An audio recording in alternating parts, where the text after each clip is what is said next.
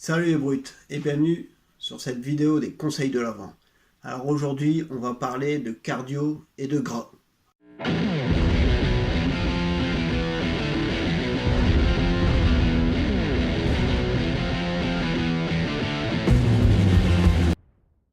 Il y a une fausse idée reçue, c'est plus on fait de cardio et moins on a de gras. Et en fait c'est pas vrai du tout. En fait ça dépend du type du cardio. Vous pourrez voir les personnes qui se préparent à des marathons, qui courent vraiment des longues distances, et ben comme ils brûlent beaucoup, ils poussent vraiment leur organisme à bout, ils ont besoin de stocker.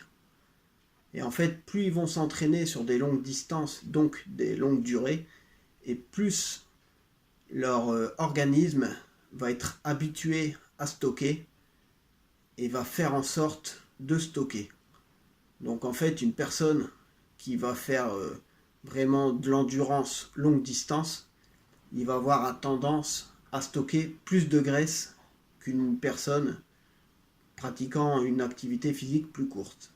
C'est son organisme en fait qui va se préparer au futur effort et en stockant des quantités de graisse plus grosses pour pouvoir dégager de l'énergie pendant ses efforts. Donc le temps idéal en fait c'est juste 45 minutes. Vous vous fixez 45 minutes de cardio. Moi personnellement j'aime bien courir. Je cours 45 minutes. Des fois je peux aller faire des courses d'une heure. Forcément si je m'inscris à une course, j'ai essayé de limiter les distances. Je vais essayer de me limiter à 10 km pour pas faire des trop longues distances non plus. Mais bon, après, une fois de temps en temps, c'est pas dramatique. Là, je vous parle vraiment d'entraînement régulier. Si vous avez l'habitude de courir, par exemple, 2 fois par semaine sur des longues distances, qui vont durer, par exemple, 1 heure et demie, là, vous risquez de voir changer votre organisme et de stocker de la graisse plus facilement.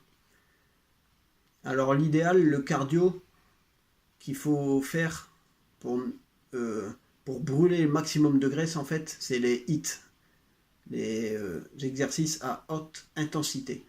En fait, c'est comme des exercices de CrossFit, en fait, où on va changer un peu l'exercice, ou sinon, ça va être un exercice, mais où on va le faire en fractionné. Par exemple, si vous faites votre footing, vous allez enchaîner accélération entre phases de repos. Moi, par exemple, un moment là je m'entraînais pas mal en footing, j'avais une séance en fractionné et une séance en sortie longue footing normale.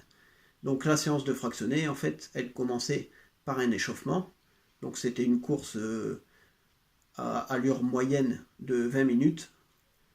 Après l'enchaînement il continuait avec une levée de genoux, talons fesses, courir jambes tendues, quelques sprints.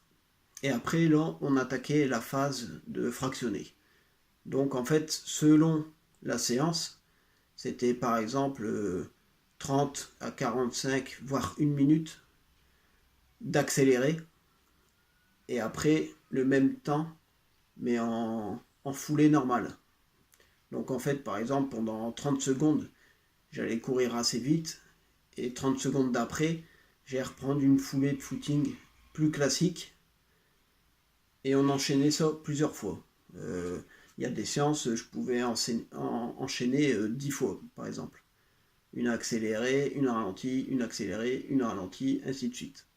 Donc ça, c'est du fractionné. Ça peut vous permettre à brûler des graisses plus facilement qu'un footing en gardant une allure constante. Alors ce que moi je fais aussi de temps en temps en cardio pour changer, parce que c'est bien de changer, bien que j'adore courir, je fais du vélo elliptique. C'est un appareil qui est super efficace aussi pour le cardio. Donc pareil, je vais me limiter souvent 30 à 45 minutes. Alors moi j'ai toujours du mal à m'arrêter, donc ça va être plutôt 45 minutes. Et de temps en temps j'essaie de faire des petites phases d'accélération. Comme les dernières minutes, souvent j'essaie d'accélérer, au moins la dernière minute d'accélérer à fond pour vraiment me crever sur la fin de la séance. J'utilise aussi, c'est un rameur. Donc, ce qui est bien avec ce rameur-là, c'est qu'il est programmable. Je peux programmer des séances où la difficulté ne change pas, mais je peux aussi régler des séances où la difficulté, en fait, va être variable. Donc là, par exemple, je vais vous montrer l'écran. Là, vous allez voir, c'est une séance en fractionné. Le niveau le plus faible, Là, je vais essayer d'aller le plus vite possible. Et après, quand ça augmente, forcément, je dois ralentir la cadence parce que c'est plus dur à tirer sur le câble. Mais voilà, ça me permet de travailler à différentes intensités.